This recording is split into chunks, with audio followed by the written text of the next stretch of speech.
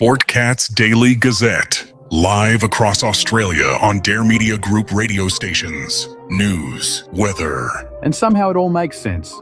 Sort of. For more information, go to daremediagroup.com.au. The boss jock has entered the building. You are listening to the Sportcat Show. That's right, ladies and gentlemen, boys and girls, children of all ages. You're the one dealing with Sportcat. I'm with you for the next 2 hours on Radio X Australia live and overnight replays on WZQR, Pine Island, Florida FM. Did you miss me? Well, Winter Storm Fern took us out, but we're live. We encourage you to come over and join the chat. We got Denise here, as always, and Chris. Chris is here, and so is Ivy. And somewhere back here, I'm hiding Brenda. So, hello, Brenda. Hi. I'm better now that I went on a wintry vacation. Wish I could have went to the Alps or something. Yeah, we'll talk about that, I guess. Yeah, that was a nasty winter storm. We're still frozen. Our roads are still frozen. We still can't really drive anywhere. Yeah. It's like, yeah.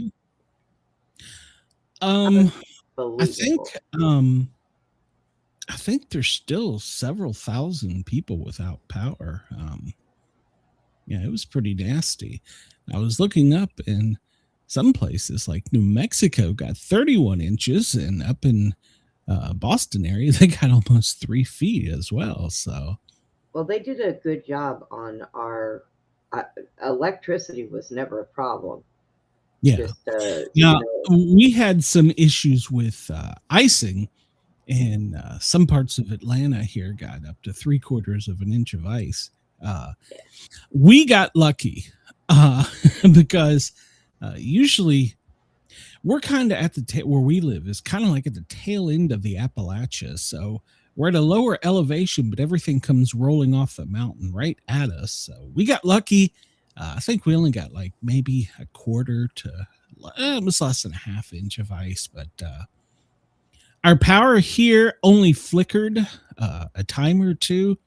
It went out briefly, but nothing. I mean, I can't even say it was out for a long period of time. It was long enough to notice, I guess. But yeah, it was the ice that got us here in Metro. But some people around the country, it was pretty rough. So, yeah, like you said, they're still dealing with it. I think that I'm trying to think. There was, what did I read on the news? There were 60 some fatalities. Yeah, let me pull that up. There was like 62. Yeah, 62. So there's my dog trying to break in. Yeah, 62. Texas had 3 young kids. Yeah. Tennessee, they had 8. We'll talk about one of them. He had to have been a Yankee. He decided to drive on the snow on the lake. That was a bad idea. And there was up in Boston, Mass. There was a snowplow accident, a sledding accident in Arkansas, and always several cardiac events when people get out shoveling snow. I think I talked about this beforehand, but yeah, it was. If you're going to go out and more people have heart attacks moving snow than you realize. So shoveling snow. So yeah.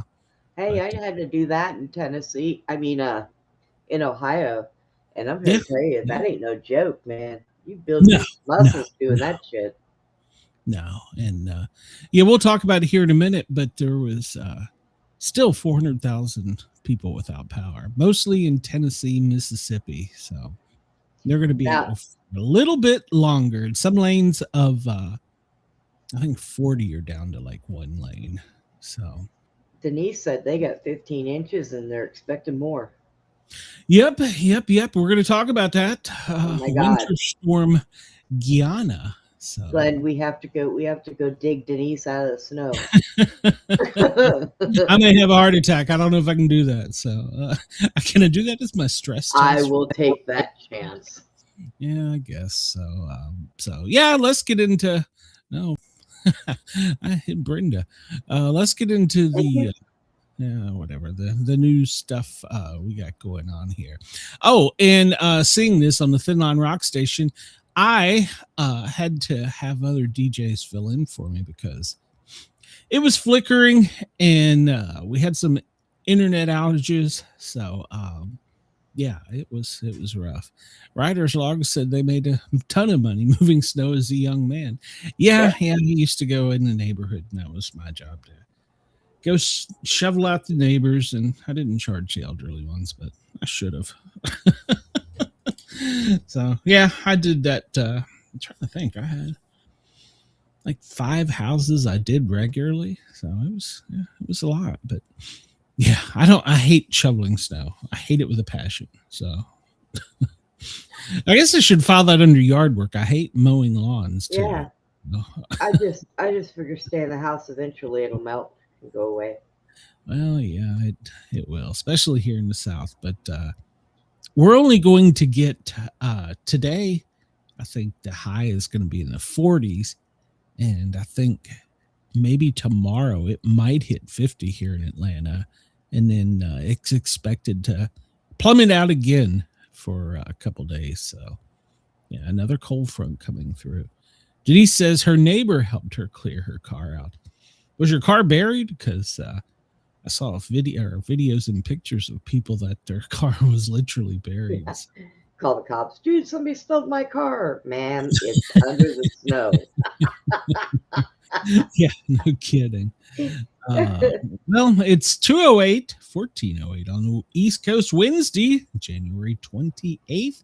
LA, it's 11:08. Denver, 12:08. And in Chicago, well, it's 1:08 in the afternoon. For our dear friends down in Australia, Perth, it is 3:08. And Sydney, you are at 6:08 a.m. So Chris says it's 13 degrees there. Yeah.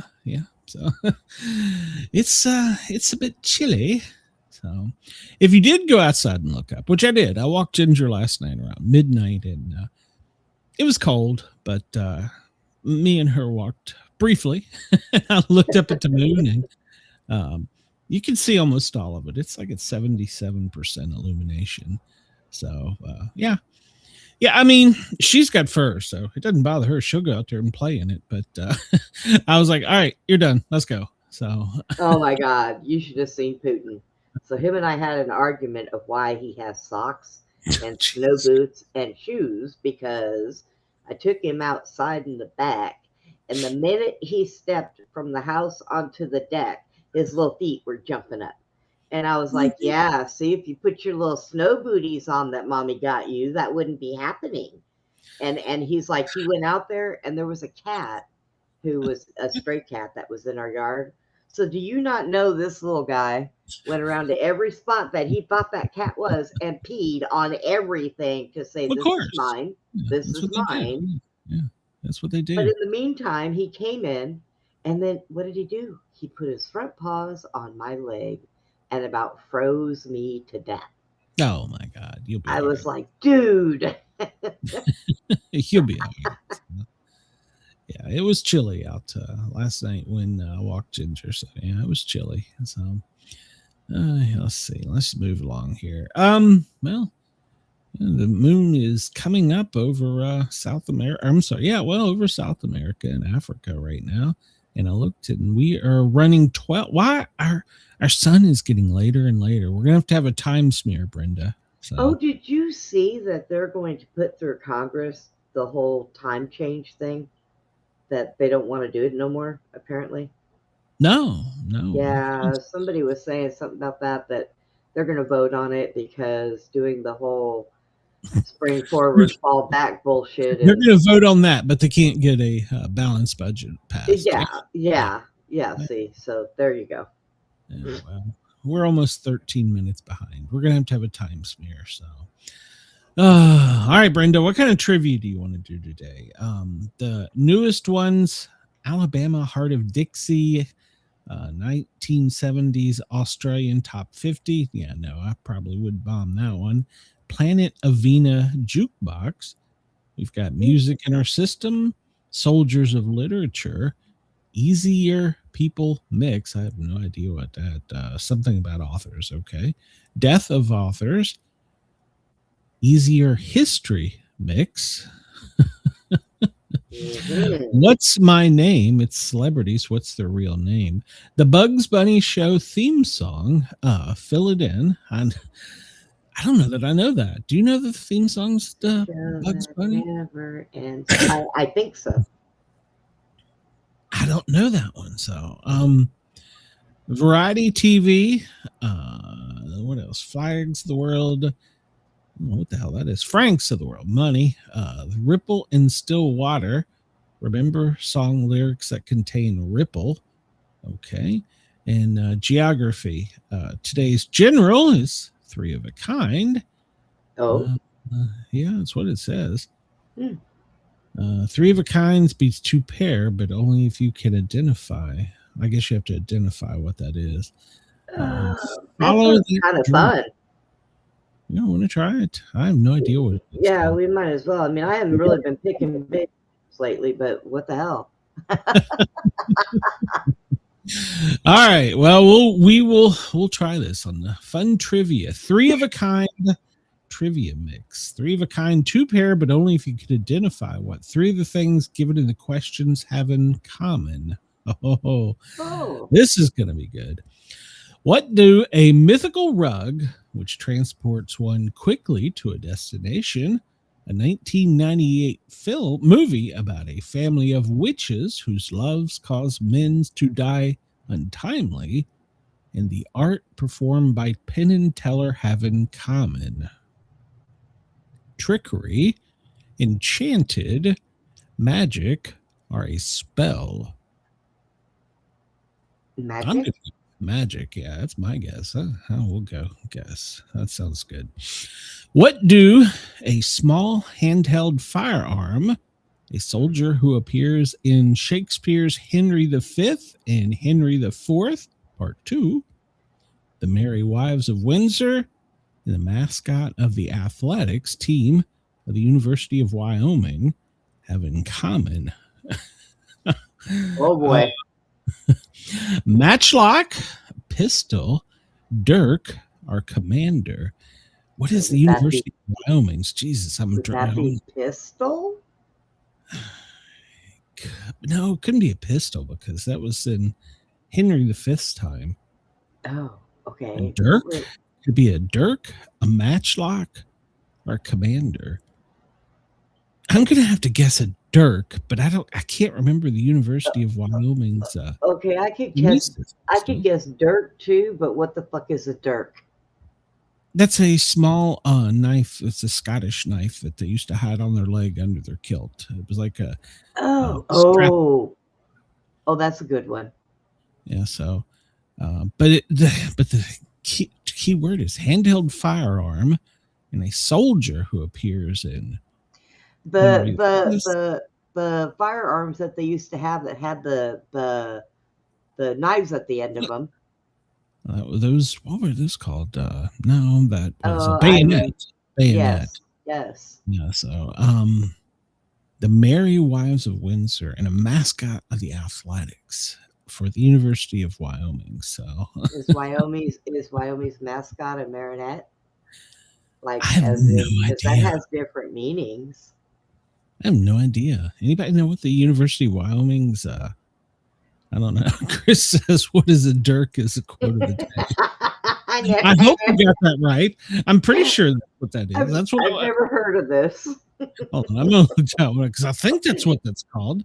Normal people just call them knives. Well, yeah, but they weren't called that. Let's see. No, what meaning? Dirk weapon. There we go. Long-bladed thrusting dagger. Yeah, from the Scottish era. So dirk it is. Yeah, I'm gonna go with dirk. That's my guess. But all right, we'll move on. We'll pick dirk. That seems reasonable. What do one of them? Wyoming is the Cowboys. I don't know. I can only think of Colorado. So they're the Buffaloes. So I don't know what the hell. I don't know. Well, we can come back to it. What do one of the most common artificial fishing lines. No, I'm sorry. Let me repeat that. What do one of the most common artificial fishing flies, a long-haired hare from Asia, in a 1978 movie about 4 cowgirls who thwart the assassination of President Kennedy, have in common? Catcher, hopper, bunny, or woolly? Denise is on this one. She says catcher. I have no idea, so we're going with Denise. I have to agree. All right. What does a lever activated by a person's foot, a lever which must be depressed for a machine to continue working, and a lever by which a bicycle rider's feet transmit rotational energy to a crank, have in common? A pedal, a controller, a grip, or a pusher? Pedal. Pedal, yeah. That seems almost seems too easy. Even Denise said pedal. Okay, all right. So we're going with pedal.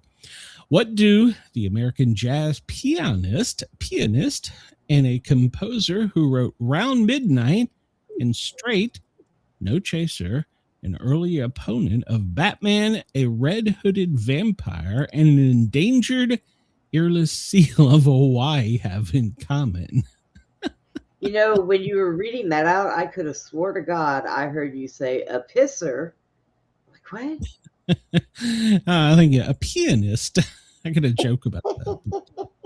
A monk, a Lucian, a Victor, or a Winton? I think it's a Lucian, but I don't know.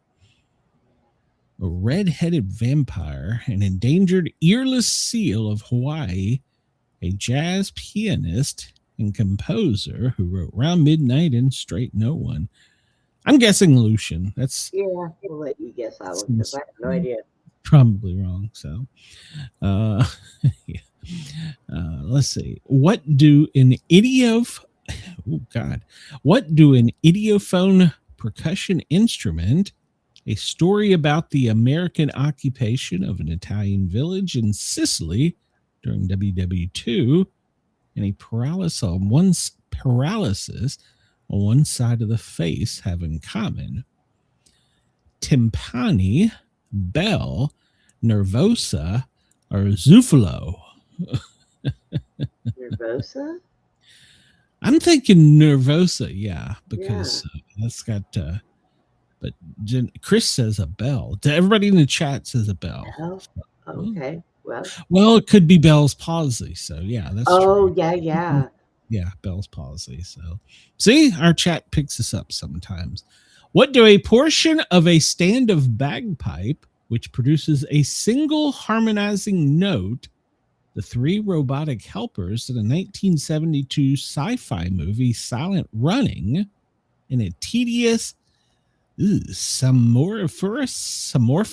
manner of speaking, have in common?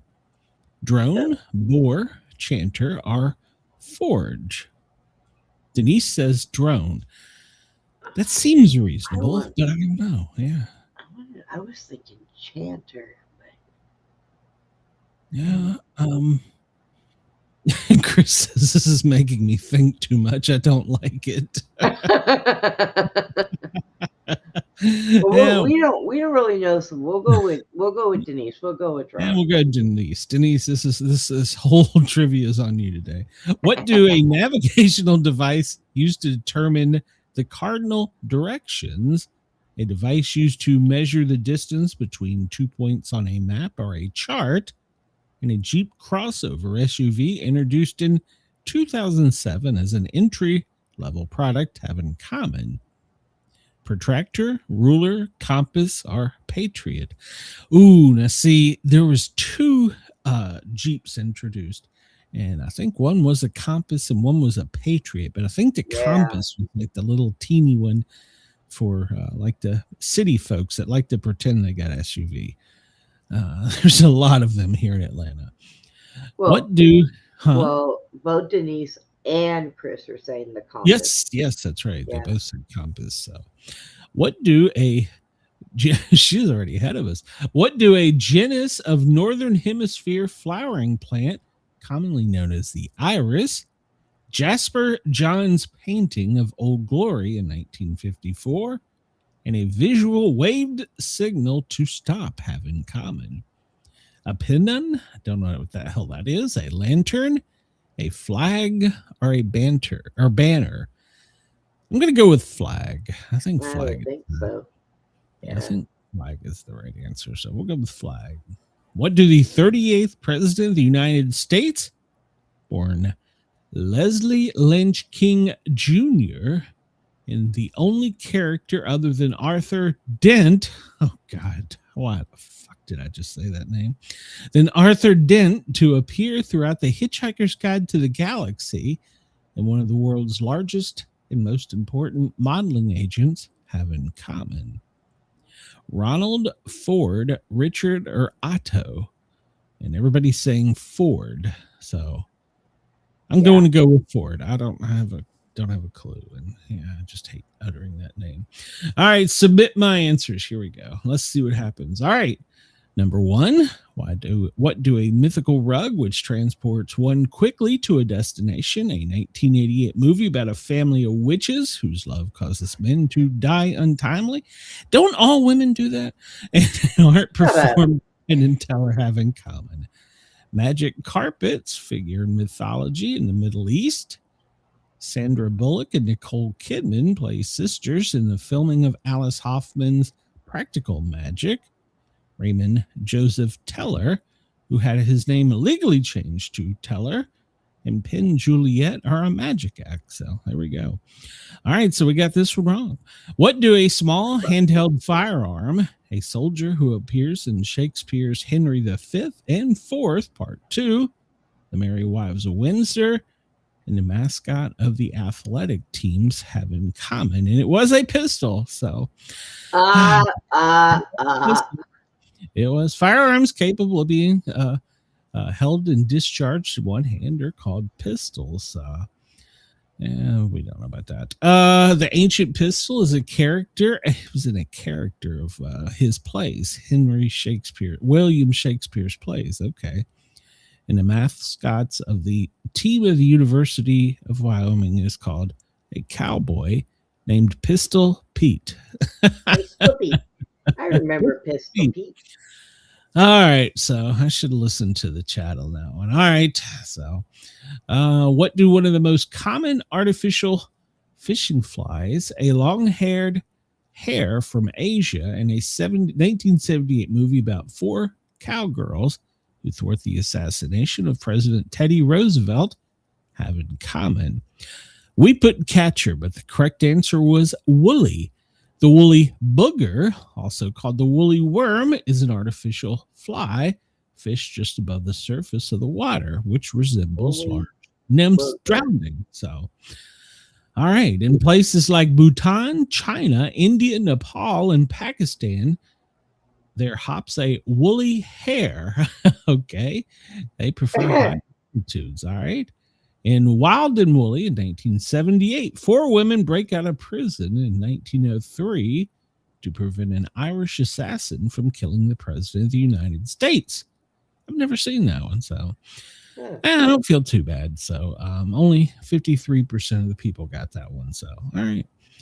What does a lever activated by a person's foot, a lever which must be depressed and for a machine to continue operating, and a lever which by which the cycle rider's feet transmit rotational energy? Pedal. The word derives from the meaning foot. It describes any kind of lever which is moved by the operator's foot. So there you go. Oh, we got this one wrong. Jeez, this was my guess. What do the American jazz pianist, a composer who wrote Round Midnight and Straight No Chaser, an earlier opponent of Batman, a red-hooded vampire, and an endangered earless seal of Hawaii, have in common? I said Lucian, but the correct answer, Monk. Okay. Thelonious Monk, 1917 to 1982, was a giant of jazz recordings. and he was only exceeded by Duke Ellington. Didn't know him. First appearing in DC Comics in 1939, the Mad Monk was a vampire who sought to destroy Batman. Okay. The Hawaiian monk seal is one of only 3 species of the genus Monocars that have been hunted almost out of existence. So, and NOAA and Hawaiians are working to protect and preserve them now. So, yes, Chris, every time I blow my nose, I'm going to think of that, the woolly booger. Woolly booger. Yep. What do an idiophone percussion instrument? A story about an American occupation of an Italian village in Sicily during WW2 and paralysis of one side of the face have in common, and we got that correct. Bell. Musical instrument which produces a sound. John Hersey's 1944 novel, A Bell for Adano. Okay. And Bell's palsy. So the chat was right. 74% of the people got that one right. So there you go. 74% of the people in the chat are smarter than me. What do a portion of a stand of bagpipes which produce a single harmonizing note? 3 robotic helpers in the 1972 sci-fi movie Silent Running in a tedious somniferous, manner of speaking have in common. And the chat got this right. Drone. 2 sorts of pipes are attached to the windbag of a stand of bagpipes called chanters and drones. Okay, there you go. 3 drones assisted by Bruce Dern's character in Silent Running were nicknamed Huey, Dewey, and Louie. They are reprogrammed by their master to play poker in addition to their manual labors. And poetry is something that lives like fire inside of you. Well, not me. Like music to a musician, or Marxism to communists, or else it is nothing. An empty formalized bore around which pendants can endlessly drone their notes and explanations. That was a quote by F. Scott Fitzgerald. So there you go. 88% of the people got that one right. What do a navigational device use to determine the cardinal directions? A device used to measure the distance between 2 points on a map, and a Jeep crossover introduced in 79. And we got that one correct. Compass. So let's see. Calipers are a device used in geometry, metal crafting, machining. Okay. Why the hell did my screen move? I didn't do that. So we got that one right. The Jeep Compass was introduced in 2007. So, all right. What does a genus of a northern hemisphere flowering plant, commonly known as the Irish, Jasper Johns' painting of Old Glory in 1854, and a visual waved signal have in common? And the chat got this one right. A flag. Irises grow naturally in Europe and North America, and they are widely known as flags. Did not know that. Jasper Johns constructed his painting of the United States flag using encaustic method. Okay. Interesting. Since about 1850, the phrasal verb flag down has been used to mean someone waving some sort of visual signal to cause something to slow down or stop. Okay. What do the 30th president of the United States, born Leslie Lynch King Jr., and the only character other than Arthur Dent to appear throughout the Hitchhiker's Guide in the Galaxy, and one of the largest and most important modeling agencies, have in common? We answered Ford. That was correct. 90% of the people would have got that, except for me, apparently. President Gerald Ford was named Leslie Lynch King at birth.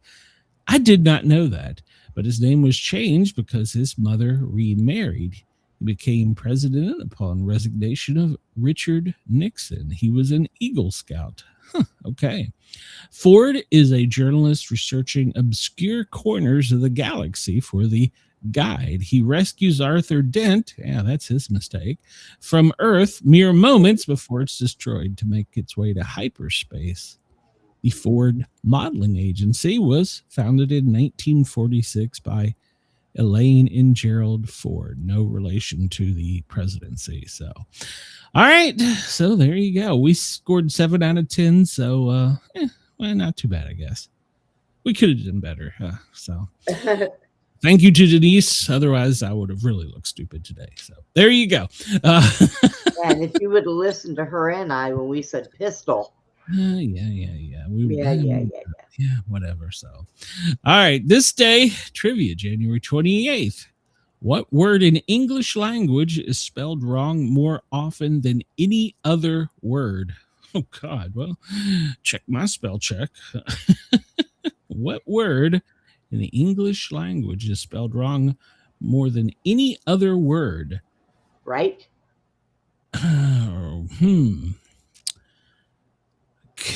Like right as in writing, or like right is... There you go. That's right. Why. The question you just asked is why.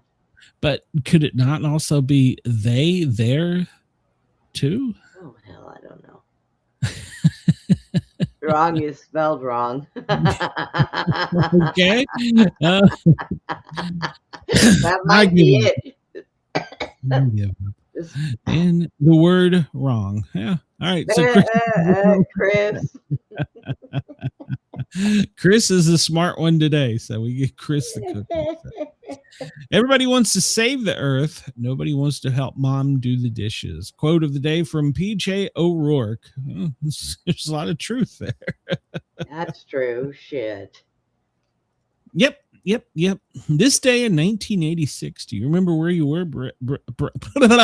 Do you remember where you were, Brenda? Good God, I'm having a stroke. I was in California raising my baby. Yeah, I was. The space shuttle Challenger exploded 73 seconds after liftoff, killing the crew of 7. And I know exactly where I was. I had went to pick up a friend. He needed a ride to go somewhere. And I literally can tell you the spot I was. We heard it come across the radio, FM radio. So, yeah. Elvis Presley's first national TV appearance this day in 1956 on the Tommy and Jimmy Dorsey stage show. And he performed Shake, Rattle, and Roll. I Got a Woman. So, okay. And apparently it was very controversial because they received a flood of mail from viewers who couldn't understand how they would allow someone like Elvis on the program. Wonder why they didn't like Elvis. I have no idea. And this day in 1916, the first Jewish U.S. Supreme Court Justice, Louis Demblitz Brandeis, probably pronounced that wrong, appointed by Woodrow Wilson. Graduated from Harvard at the age of 20, is widely rumored to have the highest grade average in law school's history. Known for taking cases for no pay, he became known as the Robin Hood of the law. Awesome. Did not know that. This day in 1915, the U.S. Coast Guard is established when the Congress combines Revenue Cutter Services and the U.S. Life-Saving Service into the United States Coast Guard. Okay. We Are the World, January 28th, 1985. Dozens of top-name music stars come together to record the chart-topping single. It was originally written by Michael Jackson and Lionel Richie for the album We Are the World, which sold 20 million copies and raised more than 63 million, which is about 156 million today, for humanitarian aid in Africa and the United States.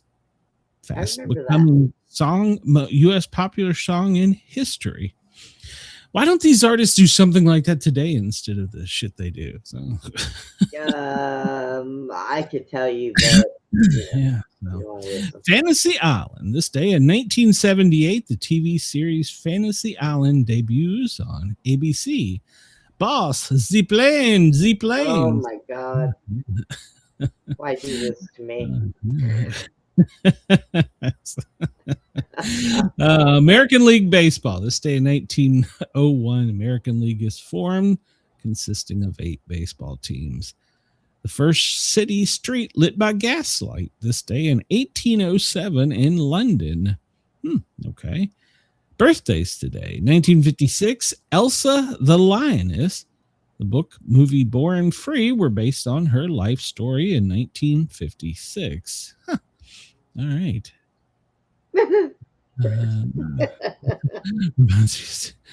Alan Alda. Alan Alda, born this day in 1936. Hawkeye from MASH. John Banner, born this day in 1910. He was in Hogan's Heroes. Sergeant Schultz. I see nothing, I hear nothing, I know nothing. Yep. That is correct. The Birdman of Alcatraz. Robert Stroud, a convicted killer known as the Birdman of Alcatraz. He became an expert on bird diseases while spending 44 years in solitary confinement. He discovered a cure for hemorrhagic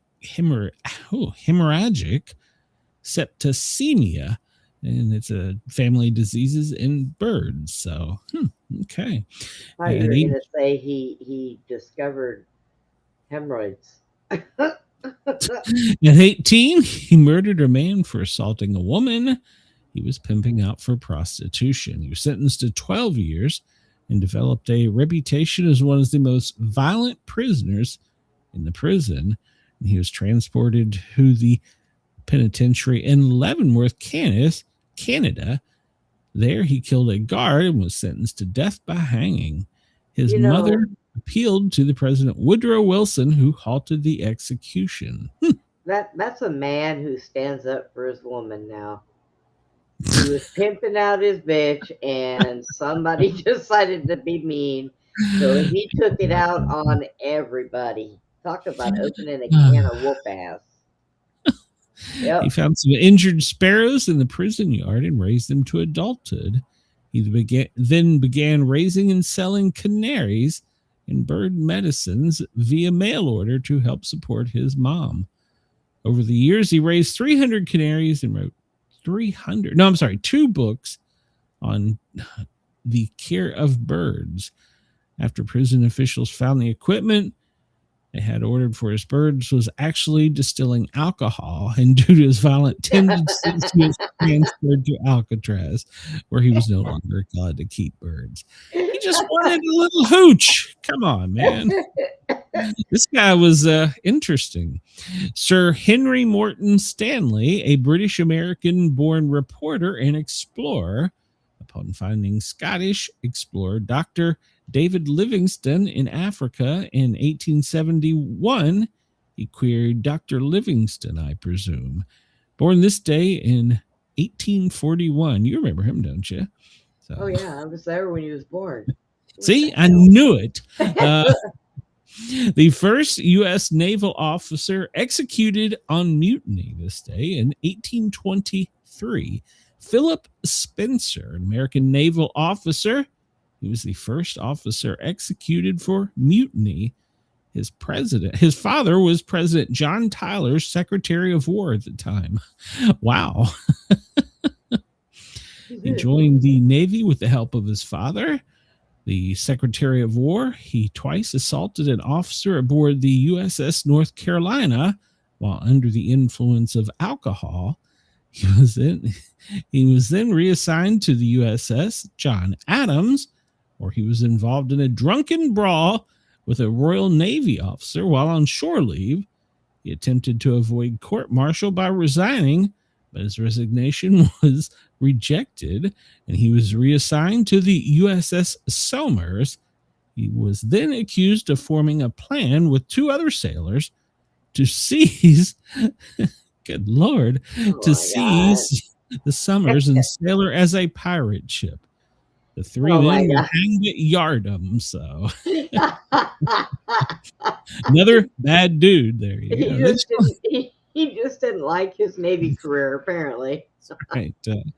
Chris says, if he was that violent of a prisoner, I'm not trusting him to take care of him or Jack. Hemograph. Damn it, Chris. Fever. He's a proven murderer. Who's taking his word? Yeah. Well, just think we believed Fauci. So there you go. Oh my God. Barbie Benton was born this day in 1950. American actress, singer, and a Playboy playmate. So, all right. She was Hef's girlfriend from 69 to 76. She was known for Hee Haw, Fantasy Island, and of course her lovely spread.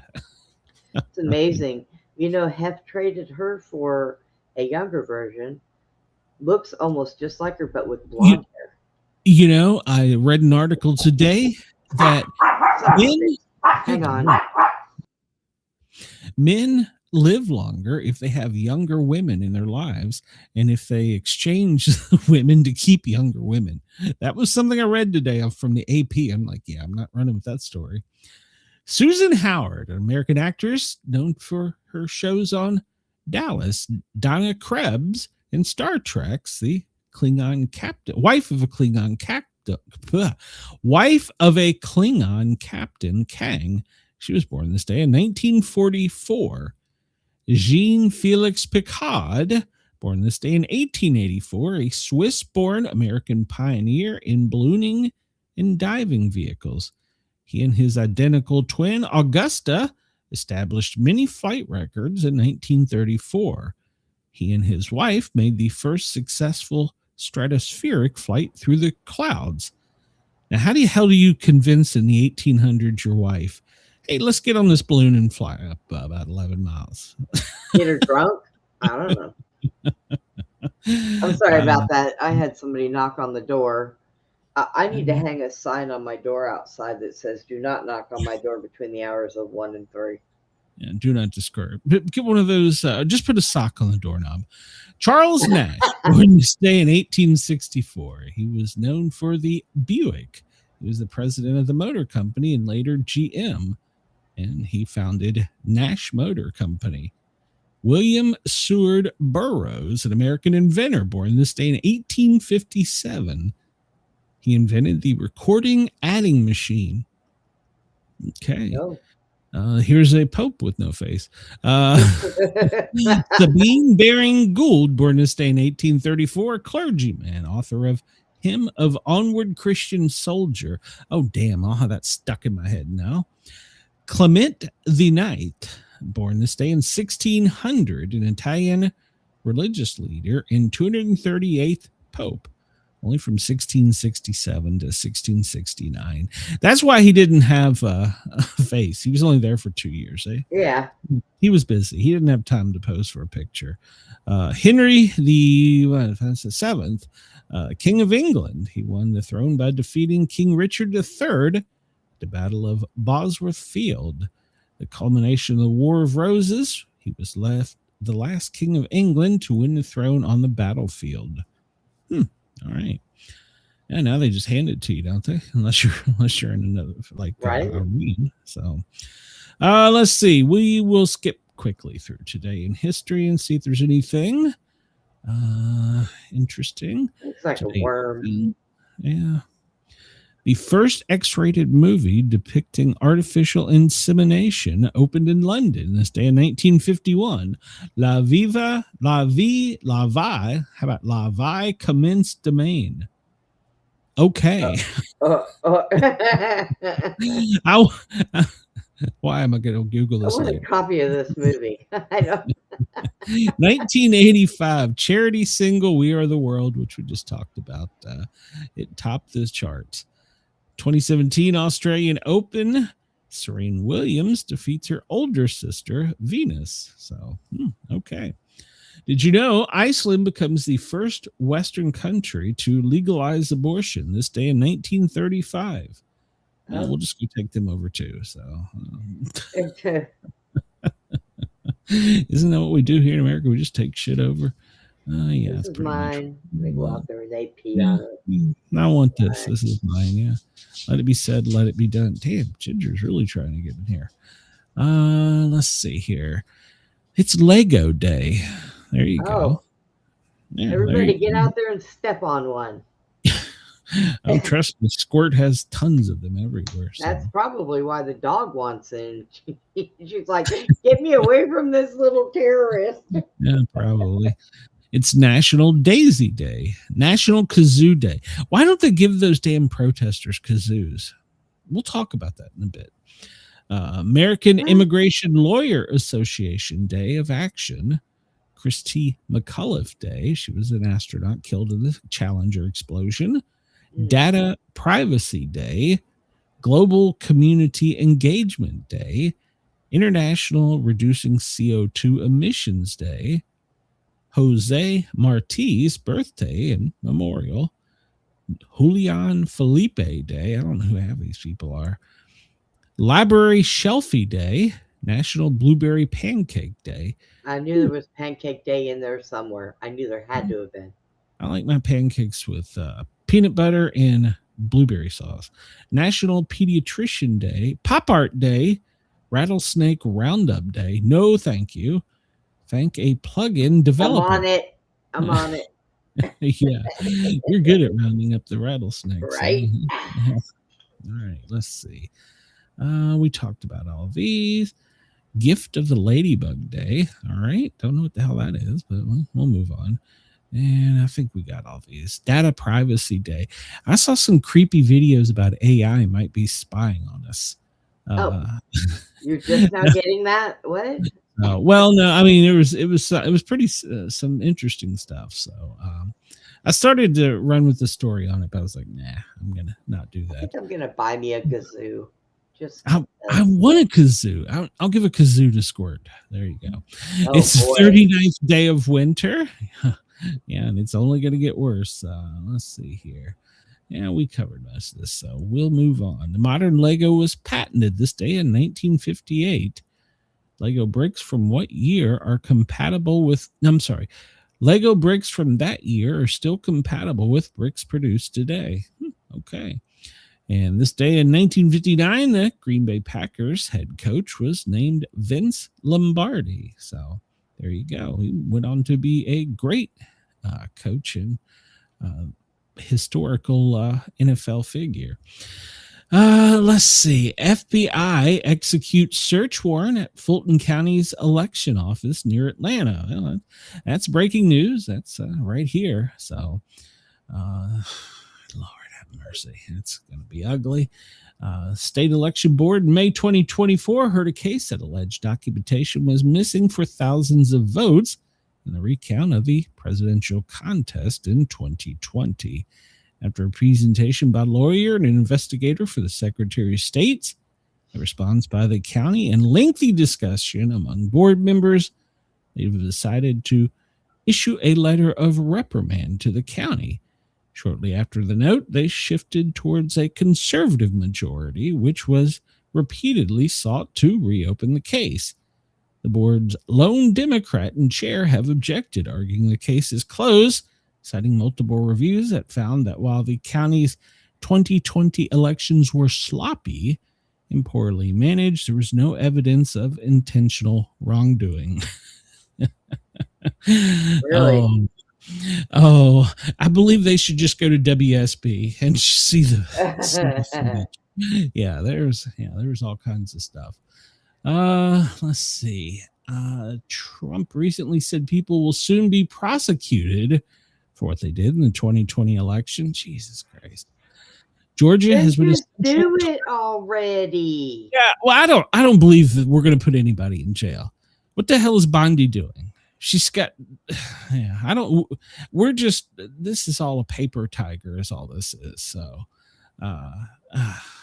GOP mayor from California says ICE is being rejected by communities across the United States.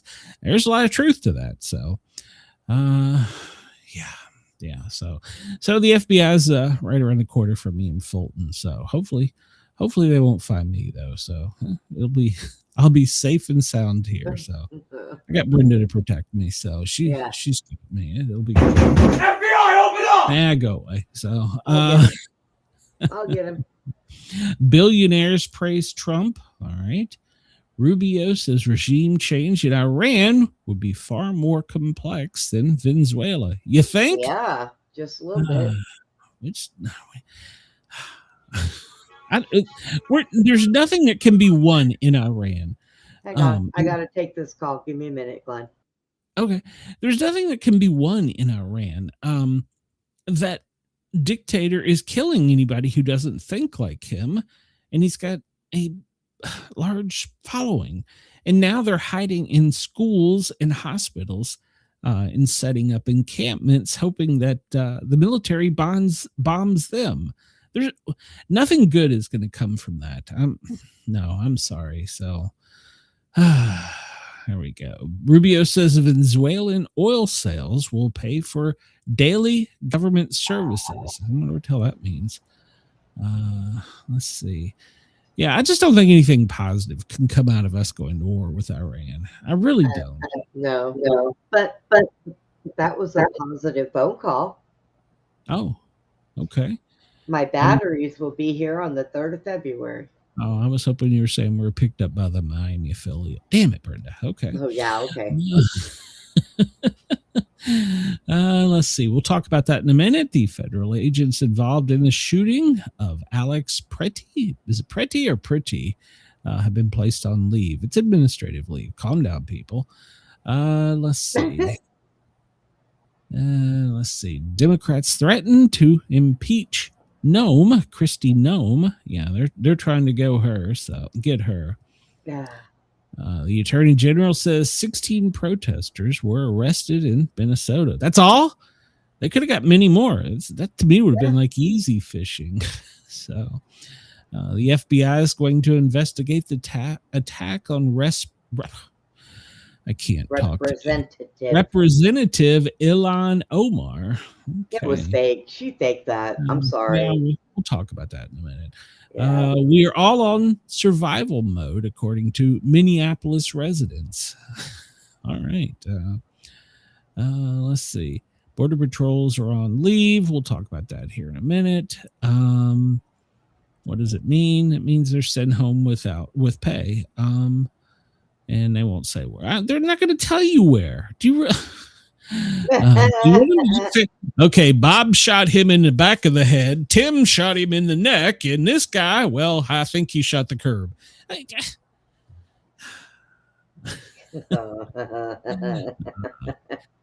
want yeah, well, I mean, I don't know. But if you release the information, it's not going to make them any safer. It's going to inflame the issue. So, yeah, no. In Italy at the Olympics that are scheduled to begin in February, like 3 weeks. Yeah, the 6th of February.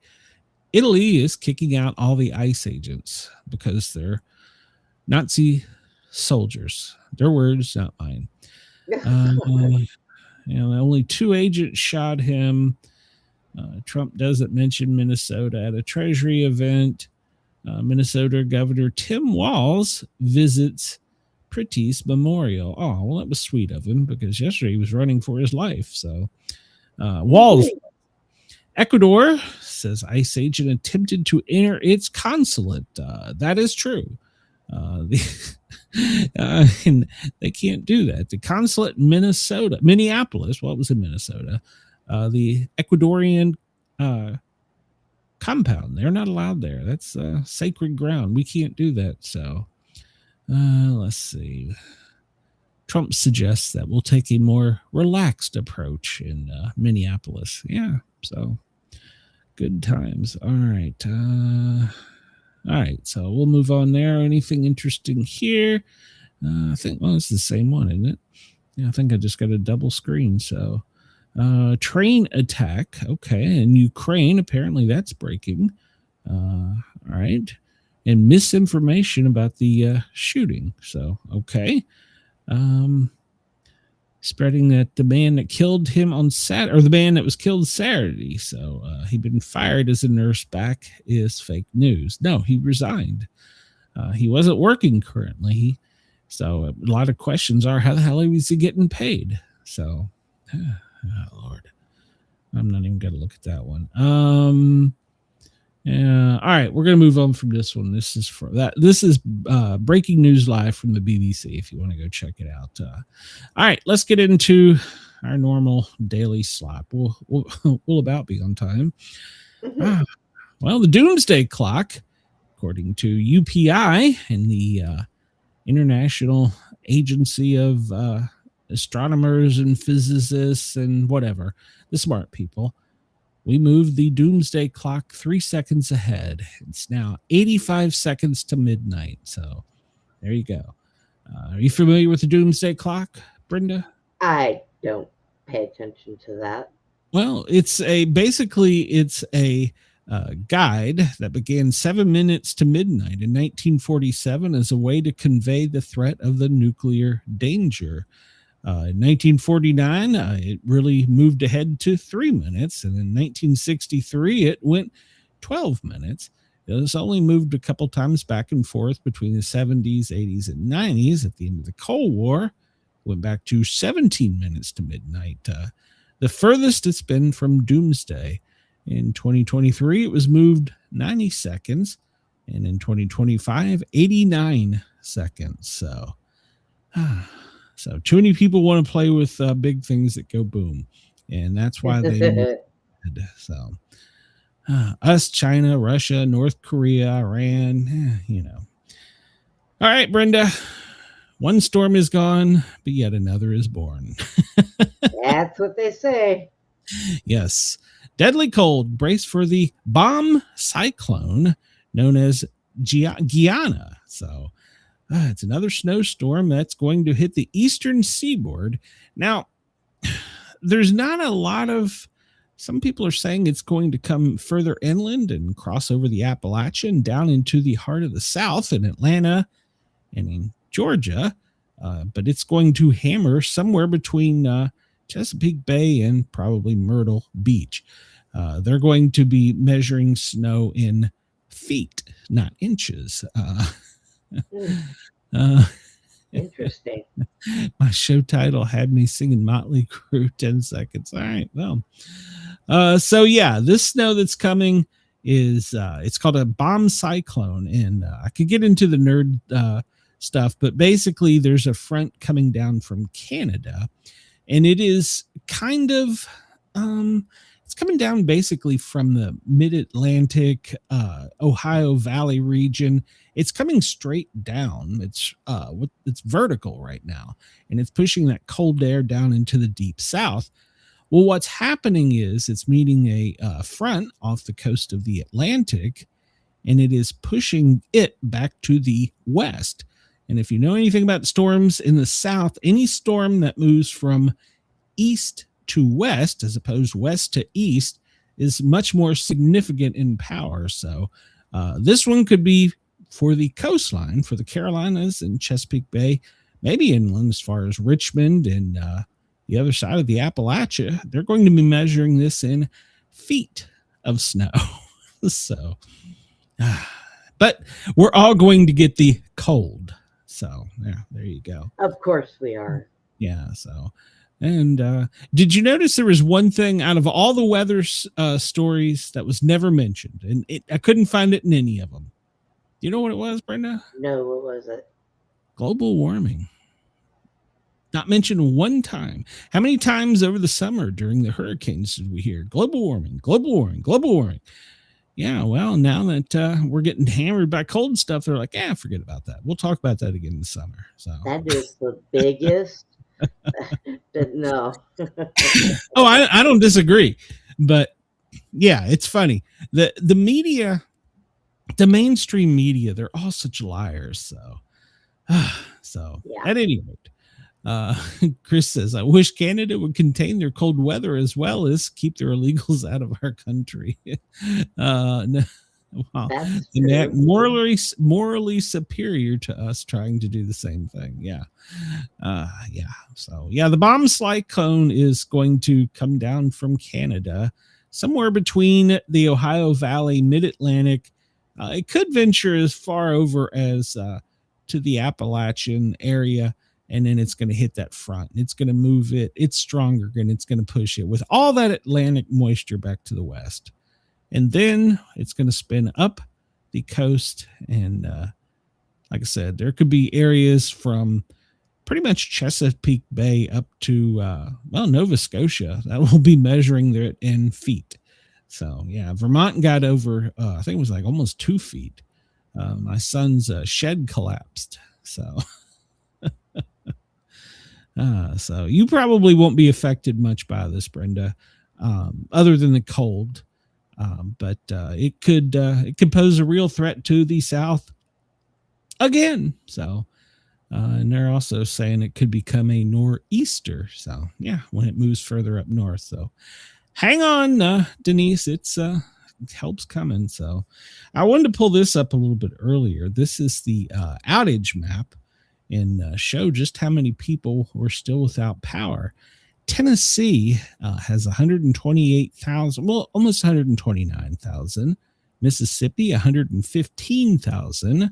Louisiana, 72,000. Texas, where you're at, Brenda, 21,000. Kentucky has 12,000. California, why the hell has California got people without power? They're 9,000. South Carolina, 2,200. And Virginia, 1867. I pulled this up on my phone during the storm, and pretty much most of the East Coast over pretty much across the Mississippi to you was all yellow and red with the people out of power. So, yeah.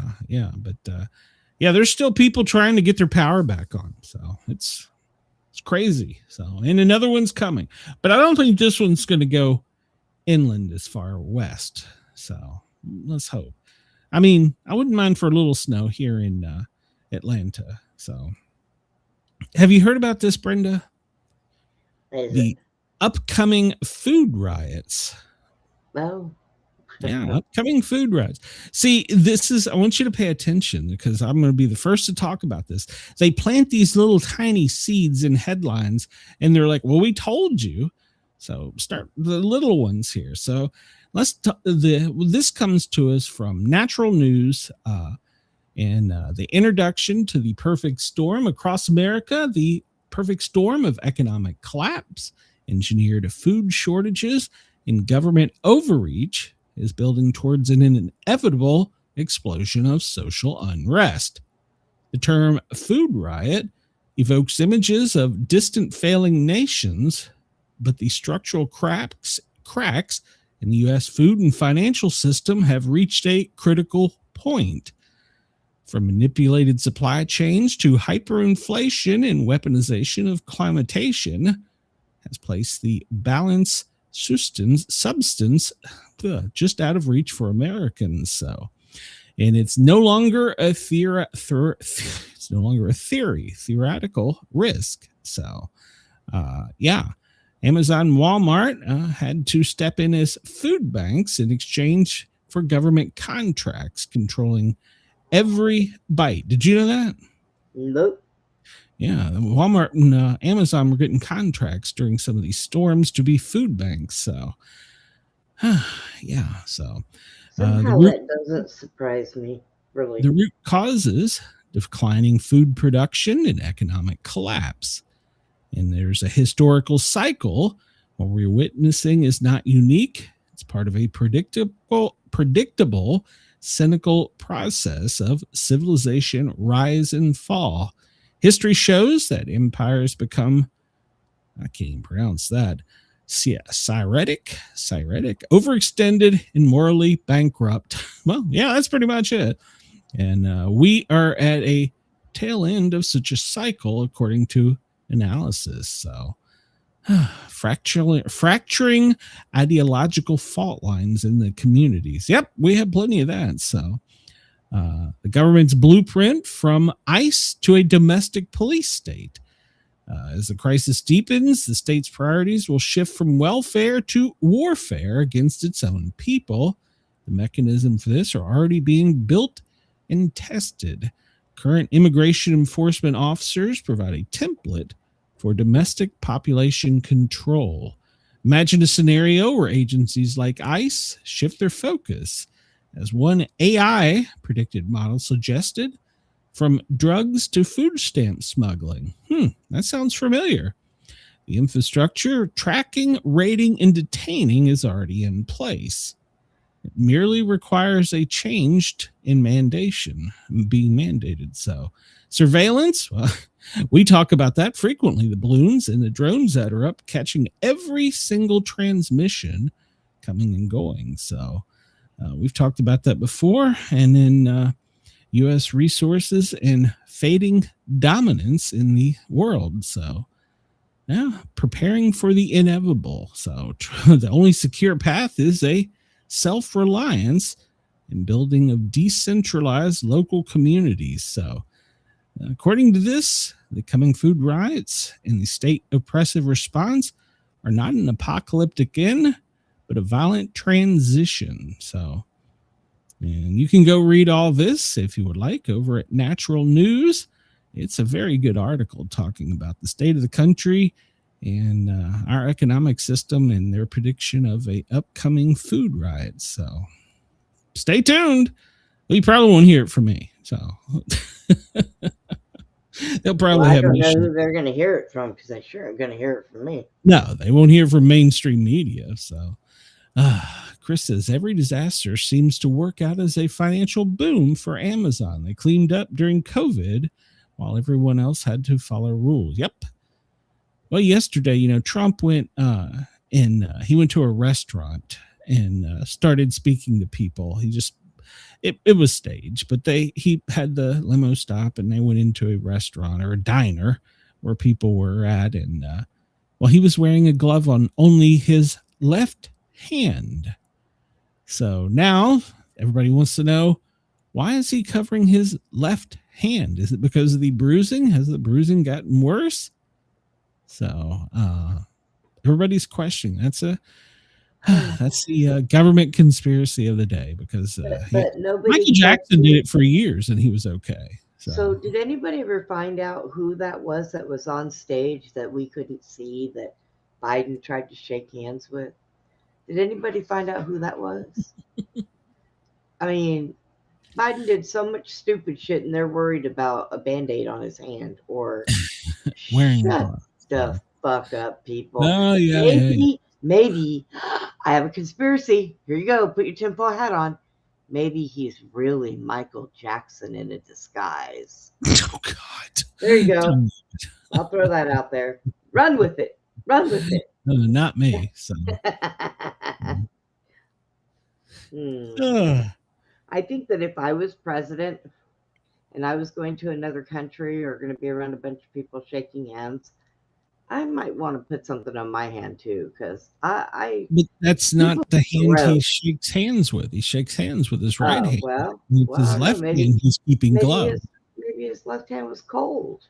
Yeah, I don't know. Anyhow, so that's the thing. So, man injured by Border Patrol agents near the U.S.-Mexican border. This comes to us from, who is this one from? This one is from, I can't pronounce it. Well, you can read about it.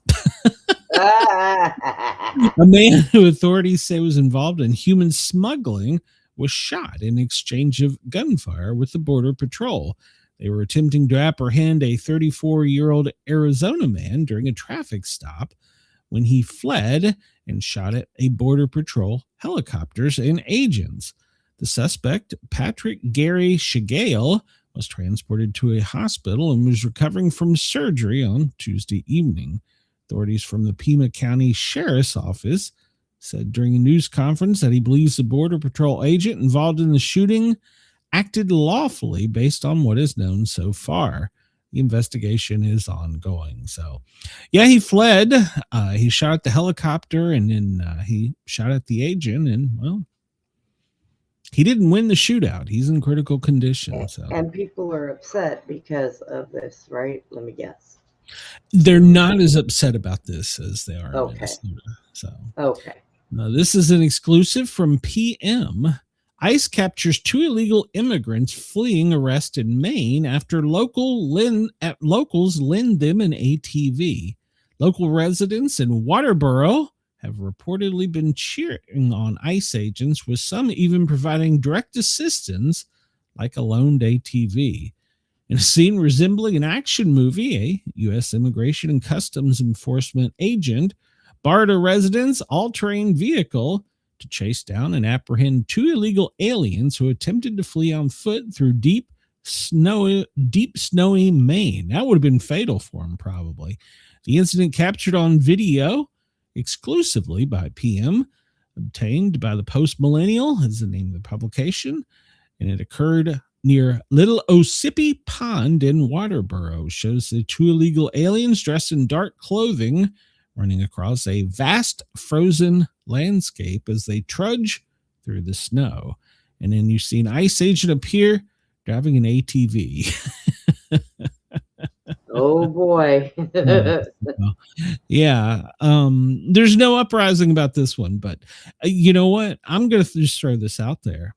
If the agents hadn't caught them with the snow being that deep, that could have been very bad for their health.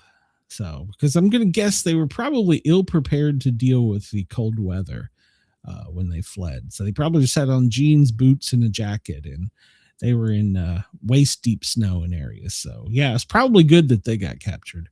So have you heard about I'm sorry, this? I would have just been inside, not out in the snow. I don't know what they were thinking. Yeah. An unhinged Virginia nurse who encouraged her colleagues to inject ice agents with paralytic drugs is swiftly fired. Now I want to know how she gets access to paralytic drugs so easily. That's my first question. Well, she's a nurse. If she works in a hospital, that would be kind of No. That's not as easy as you think, because those are, if you're in pharmacy, maybe, but no, you don't just go over to a counter and pull out paralytic drugs. Not even on the ambulance. We had a process, and if you even cracked that seal during the movement of a patient and it hit the locker, you had some splaining to do. Well, these people don't really give a damn about anything that they're doing. Well, right now. I'm just saying, how the hell does she have access? Like, makes it sound like it's so easy. So, anyhow, she was going to sabotage and attack ICE agents, and she wanted nurses across the country to do these sabotage tactics, or at least a scare tactic. And she wanted all medical providers to grab some syringes with needles on them, have them full of succinylcholine, whatever. Succinylcholine is a very strong, I don't know if IM, which means injecting it in the muscle, would be as effective, but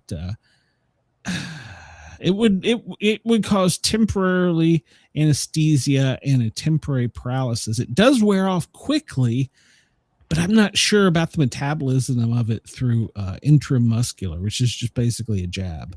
Right. But she was encouraging them. She says, listen, anybody who's got poison ivy in their yard, rake it up, put it in their gloves, soak it in some water, and then spray the agents with it with a water gun. This lady was just nasty. Wow. She's suggesting that women, attractive women, luring unsuspecting ICE agents on dating apps and then spike their drinks. I'm pretty sure that they're a little busy to be cruising around on dating. Get on Tinder, get on Hinge, and find these guys. They're around. So, oh my god, put some X-Lax in their drink. Get them sick. Oh, Jesus Christ! If you can't make them die, at least incapacitate them. Wow, this lady's got some serious mental health issues to deal with. So, so people, if you're looking for a date. Yeah, she see this just goes to my theory. Hot chicks are all psychotic. So oh my god. So yeah, she's got some crazy things. But did you hear this? Tim Waltz, he was interviewed last night, and he said basically he was a tough guy and he wants to beat the shit out of JD Vance. All right. It's a quote. So, somebody set up a boxing ring. I want to see this. Yeah. I would beat the shit out of him if I could, Tim Waltz said. Yeah, Tim Waltz said he wants to beat him up. I'll see how that goes. Is that a threat? I wonder. I don't know. kind of what it sounds like to me. And then he went on a typical Waltz rant, lying his way through a rambling discussion in which he portrays himself as the defender of truth, justice, and the Somalia way. God. Yeah, so he was seen in this interview portraying himself as Superman. God, please don't put on tights. And he wanted to punch JD Vance in the face. So I would actually pay money to that. I think we should do a fundraiser. So, Right? Let's see if Tampon Timmy can actually find something other than a hole to insert his fist in. Just saying. Would you read about this? Minneapolis anti-ICE protester reportedly bit off the finger of a DHS. Yeah, she bit the end of it off, the tip of it off, and it was not going to be able to. I'm not going to show the images on here, but he's going to lose his from the middle finger from the joint up. So yeah, these people are nasty. So Did they, said it tasted like ice. So did they take her in and have her checked for rabies and put her down if she was infected? Good God, I don't know what they did with her, but yeah, she during a conflict, she attacked and bit one of the officer's fingers off. So this is so ridiculous. I just can't anymore. But just remember, these are mostly peaceful. So yeah. I didn't even bring up the article with the lady with the flashbang. Has anybody seen that? The lady they throw flashbangs to get them away. I've seen that, and she picked up the flashbang, and well, duh, stupid, it bangs. And it blew her middle finger off on I think it was her left hand. There was something I wanted to add to that whole finger biting thing. Go ahead. You know, their mayor got up and was saying that what they're doing right now is love. So was that considered a love bite? Maybe she's kin to the nurse. So maybe. Chris says it was mostly peaceful bite. So well, right now they're up in the House arguing. The Democrats are threatening to shut down the government if any DHS funding is included in the appropriations bill. Oh my God. They're threatening to shut the entire country down during a major winter storm that just occurred and another one coming up because they don't want ICE funded. Oh yeah, and I forgot, Writer's Blog says love bite, kinky. I forgot to mention, I saw a thing go across the wire to reporters, and the government, this is I don't know if it's true or not, is encouraging during weather forecasting not to use the word ice because now it's a bad word. So okay, they're encouraging people not to use the word ice because it is a bad word. I just can't. What world do I live in? So. I think I just need to go to Canada and just be self-euthanized. Well, hell, we're about to take over part of them. So what the hell? It can be much different. So, so we'll get into this a little bit more. But yeah, the Democrats are threatening to shut it down, and this is all coming as we're doing probes into the protesters. Signalgate was infiltrated, and it goes right to the AG's office. And my first comment on Signalgate was, well, we'll talk about it here in a minute, but I've got a real problem with some of that. So Alex Pretty, this comes to us from PJ Media, reported by Catherine Salgado, committed previous felonies before the deadly attack on the officer.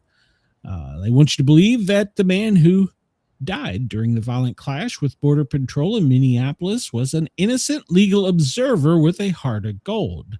Well, it turns out his armed assault that resulted in his death was not his first illegal interference with federal immigration officers. The underlying issue here is that Democrats have encouraged their activists to believe that they can commit any amount of violence and dangerous illegal behavior without any real consequences. That's They're true. endangering lives of both citizens and police officers, and they have already fueled an 8,000% increase in death threats on federal officers. I wonder what it's been to local law enforcement officers. They see themselves as heroes for their violence, and they always melt down when it backfires. So he committed a felony, threatened officers with deadly force one too many times. He fell for the Democratic lie, and it cost him his life. So Hi, Monica. I'm sorry to hear that you're not feeling good. I hope you feel better soon. Oh yeah, no kidding. I do hope you feel better. So I hope hopefully the snow didn't hammer you too bad there. So, but yeah, apparently he spent his free time out interfering with federal operations as part of the Signal Gate. He'd been arrested before for incidents like this. So interesting. So he's been he must not have been armed on the others, because it seems to me like they would have seized his weapon if he had been. But Well, they're kind of, bad people can get weapons no matter what. well, no, I understand that, but it seems like they would have said, he was arrested armed before. He's only been arrested for scuffling with them in the past. Oh, okay. I see what you mean. Yeah, because it would have been that definitely would have been on his record. But he was arrested with a SIG, and of course it had a full magazine, and then there was 2 additional magazines, which even the Republicans are jumping on the bandwagon. Okay, I'm gonna just point this out. I am pro Second Amendment. 1 magazine is none, 2 is 1. When you are engaging in a instant thing like that, you may need more than 1 magazine. You may have a gun malfunction, pistol malfunction. You have to drop a clip and put another one in. And therefore, that's why a lot of people carry more than 1 magazine. So I'm not going to get into a pro Second Amendment thing on that, but even the Republicans are making too big of a deal out of that. So let me catch up here. Monica says 13 inches. Wow, that's a lot of snow. Send me some pictures, Monica. We didn't get any snow. We got ice here in Atlanta.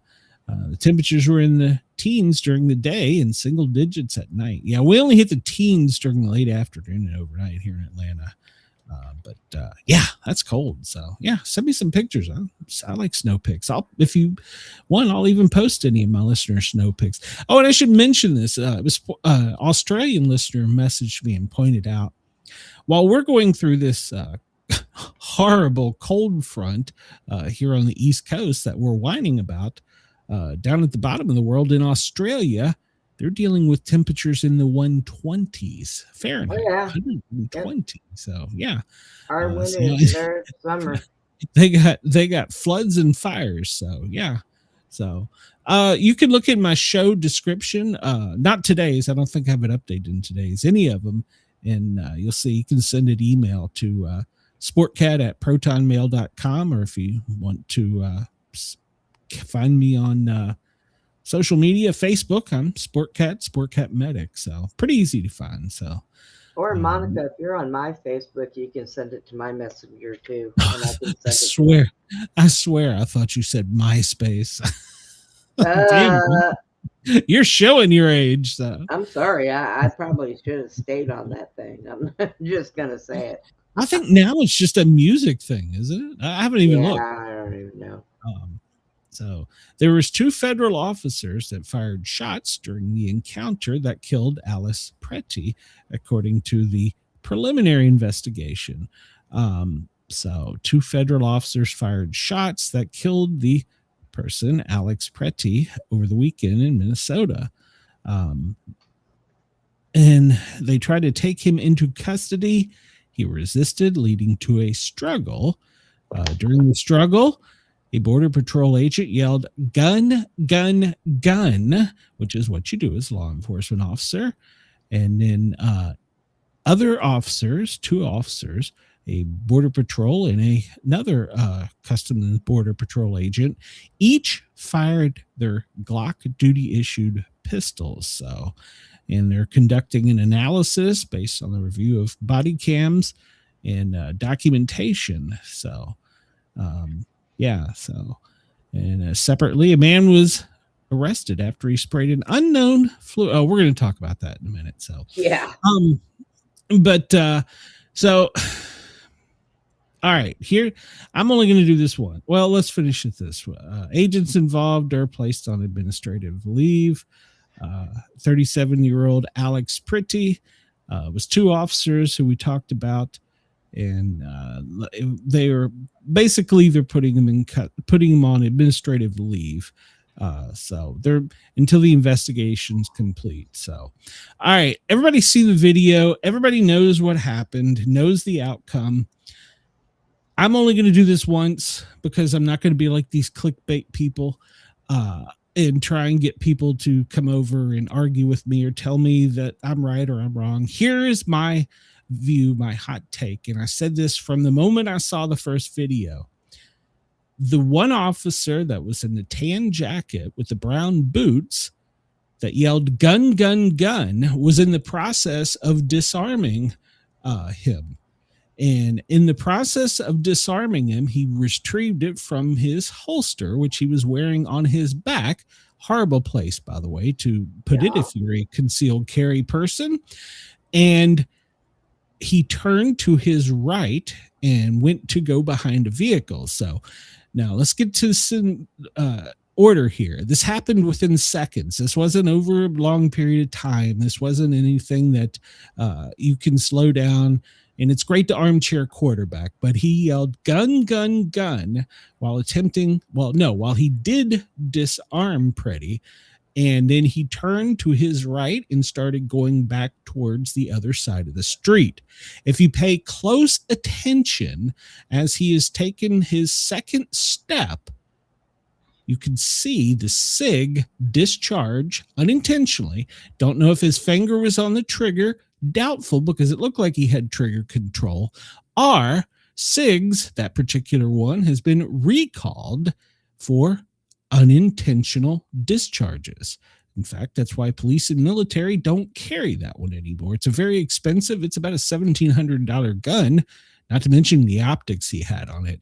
So let's put this in slow motion mode because we can armchair quarterback. He yells gun, gun, gun. He's disarming him. He turns, goes to the right. He hasn't had time for him to yell all clear. The gun discharges. Officers do what they are trained to do. They heard somebody shooting at them. They returned fire. If you notice, during the exchange, there's a single gunshot, and then seconds, not even seconds, maybe a second later, there's a volley of return fires, which was what the two agents did. It was a horrible thing that he lost his life for being stupid, but I'm not even going to get into the legalities. He didn't have his ID. It was legal carrier, but none of that at this point matters. And I'm not even going to say he brought a weapon to a, whatever you want to call it, a riot. It was within his Second Amendment rights. He could do that, and he had a concealed carry. So I personally, if I feel I need to conceal carry and I'm going somewhere and I want to think about large crowds of people, you have to think about losing the firearm either during a scuffle or some type of exchange. Is it better to get shot or a punch in the face? So I'm just throwing that out there. That was his choice, but it was well within his rights. But unfortunately, these two officers are going to have to live with this, and it'll probably be ruled as justified once they slow everything down with the audio. And remember, everything we do and see, we're doing armchair quarterback. We see it in an exaggerated period of time. These people, it goes through their head. I'm talking about the officers, and is processed in milliseconds what we're processing in minutes, days now. So, and social media lost its goddamn mind over this. Oh my God. So it was unfortunate. But let's just be frank. How could this whole thing have been avoided, Brenda? The guy not have a gun to begin with. Well, that's one. Or if he just stay at home and mind his own business. So. Well, and then there is that. Here's some advice not to get shot. A, don't bring it. 2, just don't go. Why? Okay, look, if it's a mostly peaceful protest, why are you taking a gun anyways? No argument there. So I mean, why? Do you think you're going to be able to take a shot at one of these officers that are padded and all this other stuff and be able to get away with it? That's the other thing. These officers, their cortisol levels, their adrenaline levels is on high. I mean, they don't even let them rest in the hotels, for God's sakes, at night. Oh, I know. So they are sleep deprived. They're on high alert at such levels. It's unbelievable. So, you hear a gunshot, you return fire, you eliminate the threat. But I don't think that the officers intended to take a life that day. I don't think they got up and said, let's go take a life today. I think they nearly in milliseconds had to make a decision if they wanted to go home at the end of the day. So, well, not only that, but there was other people around, right? So not so much involved in the scuffle with them. No. Okay. There was a scuffle off to their right with a woman, and there was some controversy about whether Pretty was trying to help the woman, or it was kind of an odd exchange. Now, first off, I'll just be honest. The officers kind of shoved the woman. That was uncalled for. He shoved the woman to the ground, and then Pretty went over, and he had his chest all pumped up and had his camera in his face, and there was a verbal exchange, and the agent pushed Pretty, however you say it, and then Pretty pushed him, and there started the scuffle, which brought in, I think, a total of 6 officers in the end, but 4 initially, to the scuffle with him. He resisted, and at some point in time, he lost possession of his firearm by agent removing it. And honestly, that's my opinion, that it was an unintentional discharge, and that's what started the volley of gunfire that took his life. Those officers have to live with that decision for the rest of their lives. So, because unfortunately, I think it's going to be ruled that it was a justifiable shoot because of the unintentional discharge. Here's, this gun is a very expensive gun, and it's been recalled. It's known for this. If that gun had not discharged, he'd probably be alive. I mean, he might have some broken ribs or something, but he'd probably be alive. That's just my opinion. If you can take it for true. Resisting and there wasn't such a scuffle, it might not have went off. True. So, but yeah, that's my take. Then until proven otherwise, that's pretty much what I think. So we'll see. So. All right. Well, this has been breaking news and has been breaking news all day. Holman, you know who he is, Tom Holman. Yep. He's on his way to, he's on his way. He's in Minneapolis, and he told Waltz, let's make a deal. So he wants more cooperation, or at least toning it down a notch. So it seems like he's gotten off to a pretty good start. And it's apparently been very good, positive, productive talks. So, and that has upset people on the left who think that Waltz has sold them out, and they invaded the Capitol yesterday. Oh my. Yeah, the protesters broke into the Capitol building, and they were trying last night. I don't think they were successful. They were trying to get into the governor's mansion. Yeah, yeah. So, and then of course they have been on this signal gate giving directions. They thought they had the idea of where they were staying, and then the police department showed up and arrested a lot of them. So 2 nights of tearing up hotels, and police finally came in. Trump says he sent Holman, is it Holman or Holman? Holman to de-escalate the tensions. So, and he says that Bavino is a out there kind of guy. I don't think Bavino's in trouble. Well, I think wait a they're minute. sending him back home to California. He's been on the road for a year, for God's sake. So Wasn't Vance just out there not that long ago? yeah, Vance. Okay, was out. so And they he didn't do provide, anything the local police didn't provide protection for Vance. They had to bring in extra people.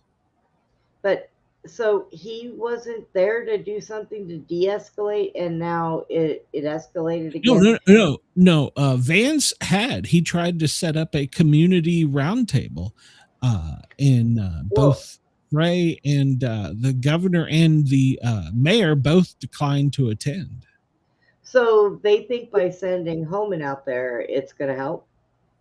Well, apparently it is. Apparently, they flinched. Okay. So it's to be determined. I think they're sending some people home. They're saying basically, if you will have police protecting us doing our job, if we've got the intel, if we've got the knowledge, we know where they are, and we're going to go in and we're going to get these bad guys. And if you will protect us while we do it, I think they're going to send some agents home, because that's what the majority of those agents have been there, to protect the people doing the boots on the ground arresting. So if the local police would step in and do their job, then they wouldn't need to be there. So it's a give and take relationship. So, but as I said, go ahead. So what's going to happen if they say, okay, and they do this, and the local police are there, and these people start walking around with guns hidden and pushing those officers, and those officers have to shoot them? Well, there, once again, like you said, we need to tone it down. We threatening to punch the vice president, getting to beat the shit out of him. I don't think it's toning it down. No. I don't think it's toning it down. So yesterday afternoon, like I said, they stormed the Capitol after the concessions to Trump. They were in there, and of course he met with Trump. He met with Holman yesterday, and he's met with him today, and they have an ongoing dialogue and basically a back and forth conversation going on.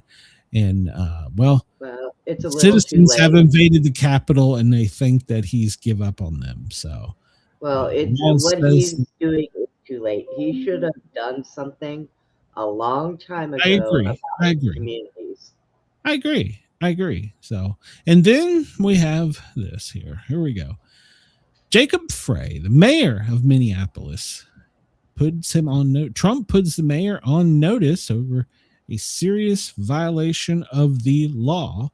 And Trump's quote, "Not mine. He's playing with fire." Him and Mayor Frey are going back and forth yesterday and today.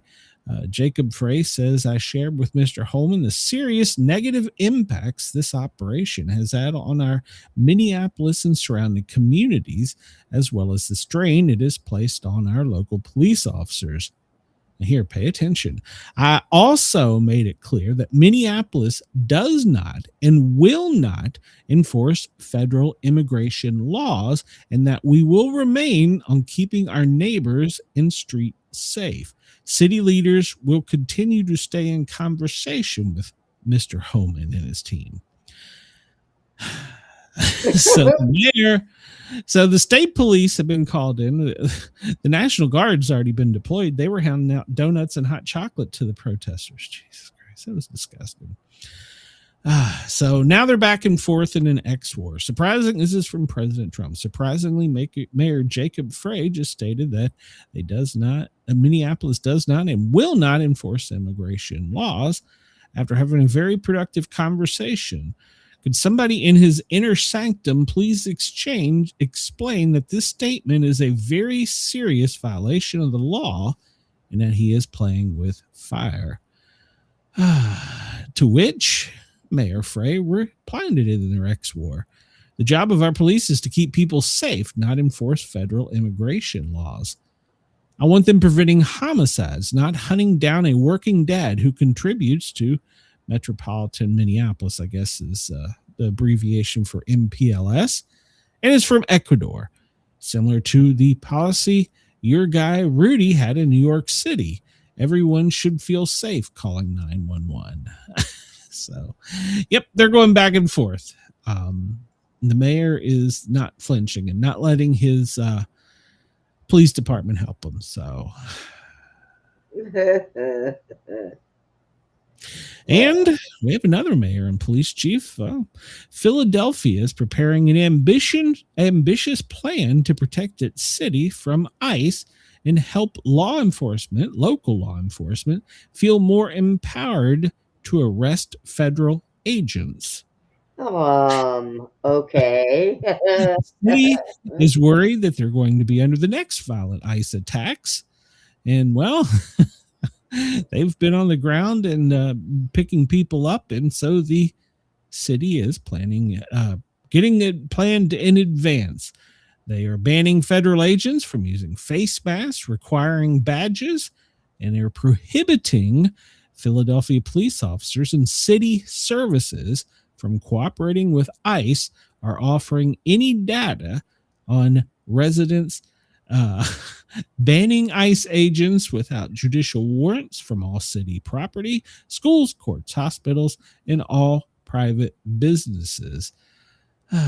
So, during a rally today, the district attorney of Philadelphia said the wannabe Nazi Trumps is unleashing on cities and prosecute ICE.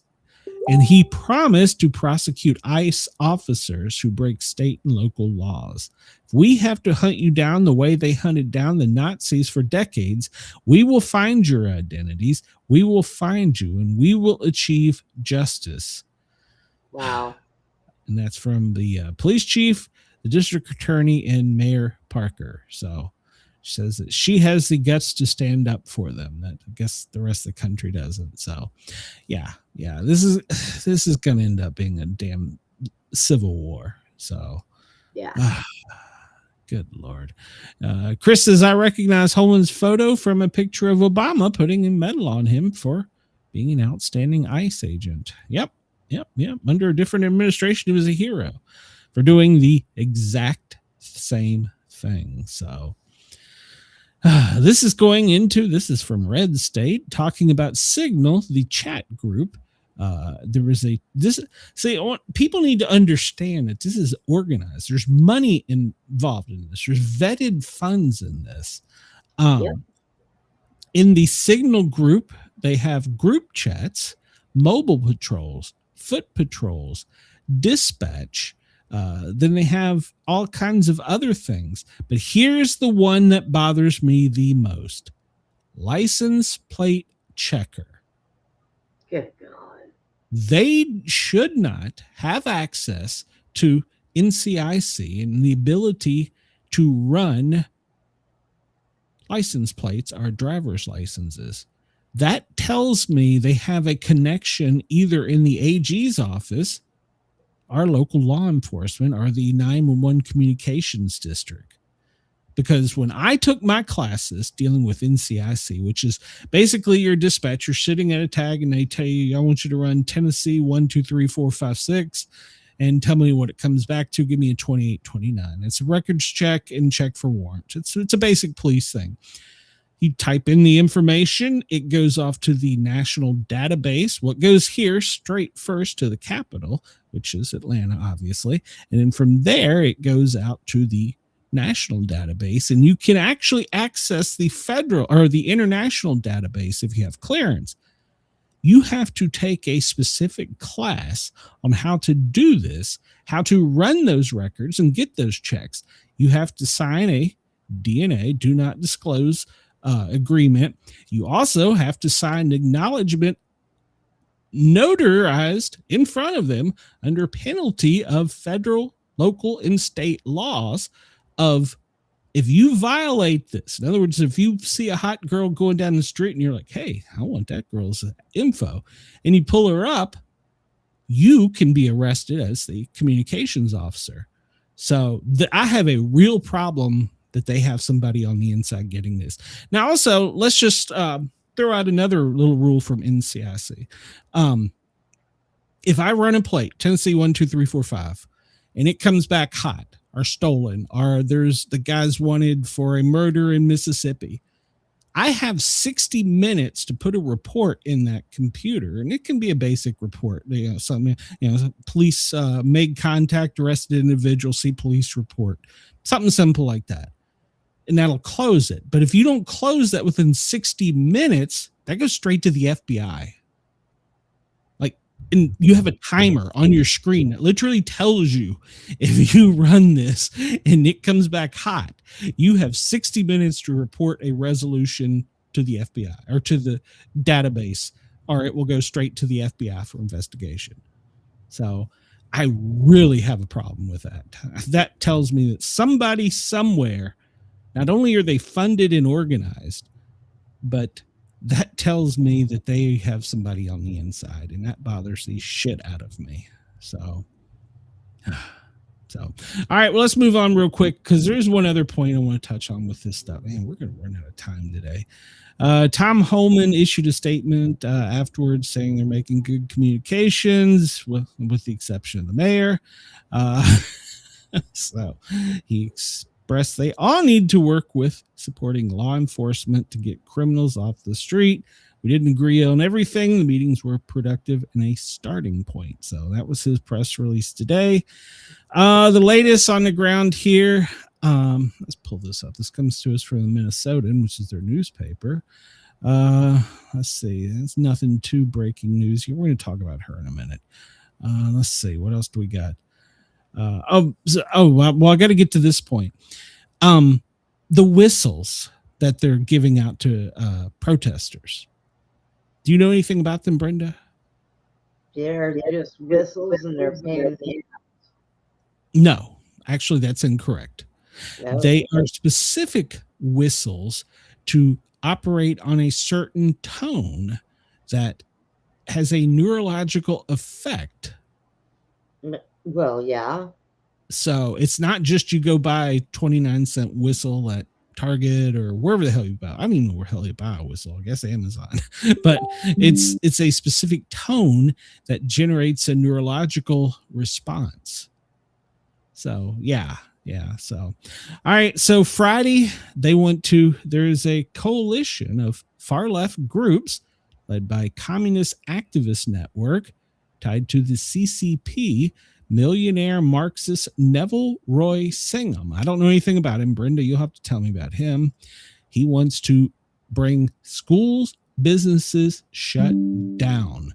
So on Friday, they are proposing, they're trying to get this data out, that they want to national shutdown. No work, no school, no shopping, stop funding to ICE. They want to shut the country down on January 30th.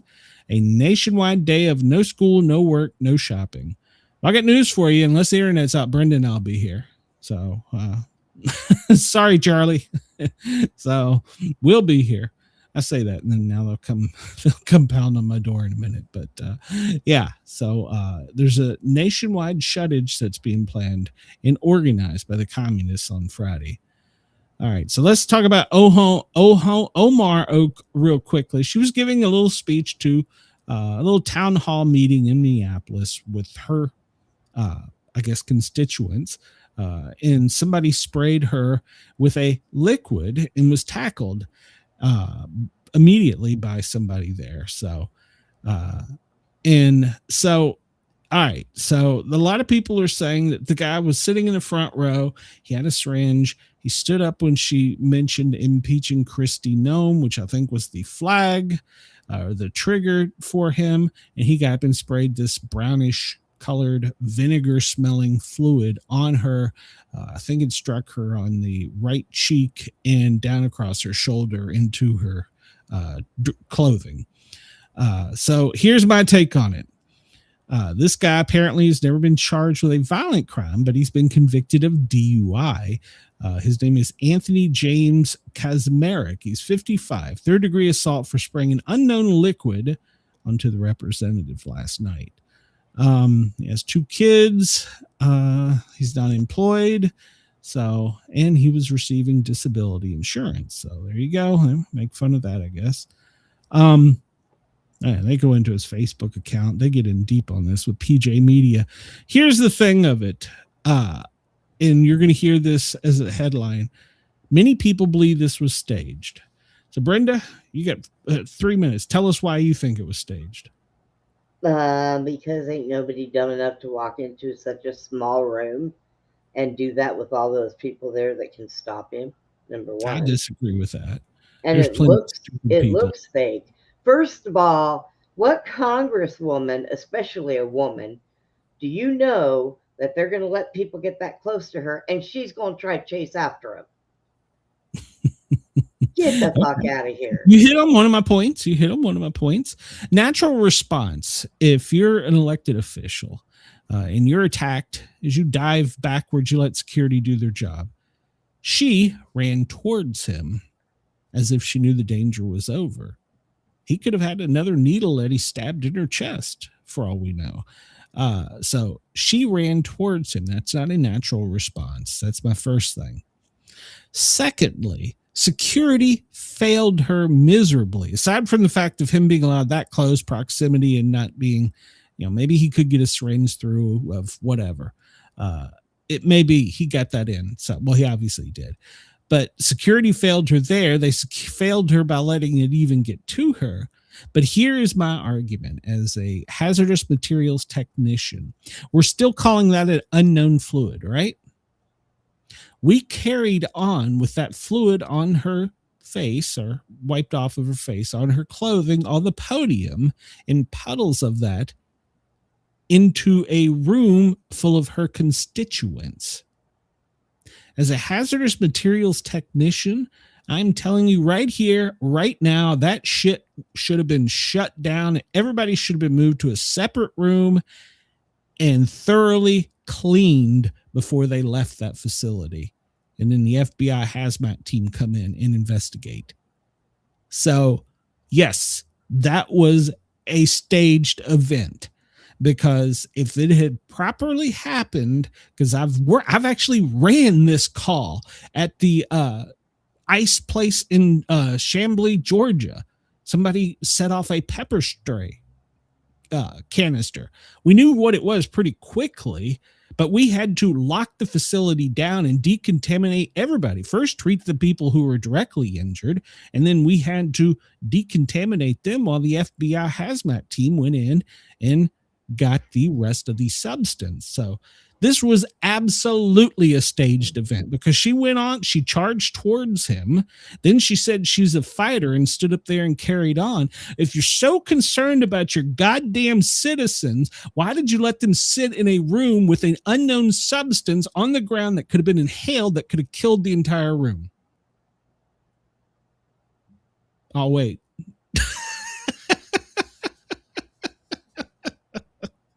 Because that does not happen.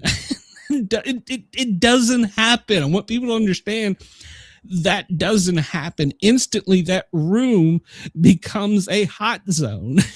It is sealed off, and the people that were in it are considered hot and are sealed off from everybody else. It doesn't happen this way. This was so Hollywood staged poorly. Chris says she didn't want to look weak, so she had to stay up there talking so she could go on saying they were going to continue the fight. Yes. So there's my 2 cents. I don't believe it for a damn minute. So security failed her, should have shut it down. This was from the National Enquirer. This was from the National Enquirer. A guy in Tennessee, Knoxville, decided to drive on the frozen lake. Bad idea. Here in the South, our lakes don't freeze that much. So he was out there doing donuts. He managed to get a donut or 2 in, and well, then he was pronounced dead when they pulled him out of his vehicle and underwater. So yeah, bad idea. Bad idea. South Carolina, well, you have the largest measles outbreak with 789, which is the worst, beating Texas. So you got beat, Brenda.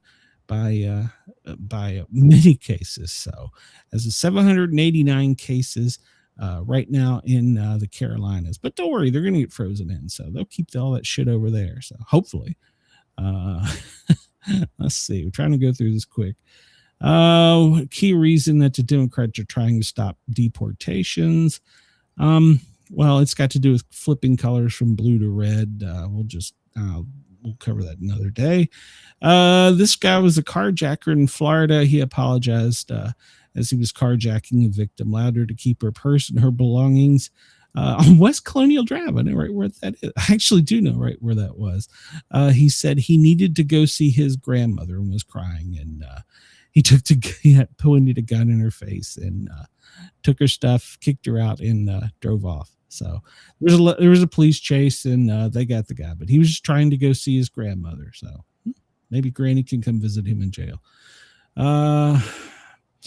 Chris, this is a sports story for you. Bill Belichick. Well, he's not going to be a Hall of Fame candidate this year. And President Trump, well, he thinks it's wrong and he wants it changed. So he won't be elected into the Pro Football Hall of Fame this year. And guess what, President Trump? It's not going to matter. There's no chance of them changing just because of you. So, the discombobulator. We didn't even get to that, Brenda. The discombobulator, President Trump's secret weapon. Are you even there, Brenda? Or are you dead? Discombobulator. Yes, I'm just listening. You don't have anything to say about my rant on the Ohan. I don't blame you. So, well, it wasn't handled correctly. So Trump wasn't allowed to talk about the discombobulator secret weapon. They shut him down. He's not allowed to talk about the weapon we used in Venezuela. It's that he should just kept talking. Gavin Newsom says there's something deeply wrong with President Trump after a bizarre comment on the Minneapolis shooting. So he feels worse about Renee Good because her parents were Trump fans. So, yeah, Gavin Newsom's on his ass. Yeah, that was a stupid comment. He feels worse about the girl that was shot than he does over Pretty. So, the astronauts that are headed for the moon, well, they are in quarantine right now. So, we are getting closer. 4 astronauts have entered quarantine in preparation for their mission. So, they do this so that they don't pick up any illnesses that could delay their mission. So, they are in quarantine for about the next 15 days, and everything from this point forward will be sterile. Food will taste like shit, I bet. So, Sydney Sweeney, she lost a lingerie line, and well, it's taken off like fire and pretty much selling out everywhere, proving the old theory: put a hot chick in a thong and you can sell anything. So. She's got some great photos. So, yeah, she continues to pump up the economy. Yeah, something's pumping. So, we talked about this before. The ex-wife of the football player, Matt Calais, is using free speech and wants the lawsuit tossed about how she discussed the size of his manhood. So, there we go. All right, we got to get out of here. 2 minutes to his 2 inches and we're good. There you go. We will be back tonight, 9:00 Eastern time, for the Sportcat show. We have an author, and he's got a great theory on President Kennedy's assassination. Then after that, we have another author lined up. So, yeah. So everybody come check us out tonight. I think you're going to really like tonight's show and get some good insight into a new JFK theory. So everybody, I want to thank you at WZQR and to Radio X, Dare Talk Radio Australia. We'll see you guys tonight. Wake up to the chaos on the stream. Sportcat's on the mic with a wild-eyed dream. Brenda by his side, they're spinning the news. Twisted takes, crazy jokes, no bunker, just views. A quiz and history, weather on the scroll from Greenland to the galaxy. They've got every goal. Laugh at fear, let the world do its thing. Sportcat's Gazette, it's the chaos we sing. Sportcat's Gazette, don't bunker tonight. We're riding the headlines with laughter and light. No prepping for doom, we dance in the fray. Sportcat keeps us laughing through the end of the day.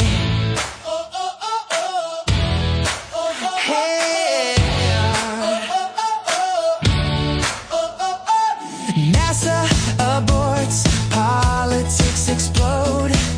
The daily quiz keeps us in code.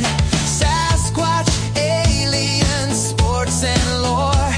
Every show's an adventure, never a bore. Waves to Brenda's grin and Sportcat's twist. We're doomscroll proof, we can't resist. Turn up that stream. Hit that bell. In the chaos of life, we laugh and yell. Sportcats Gazette, don't bunker tonight.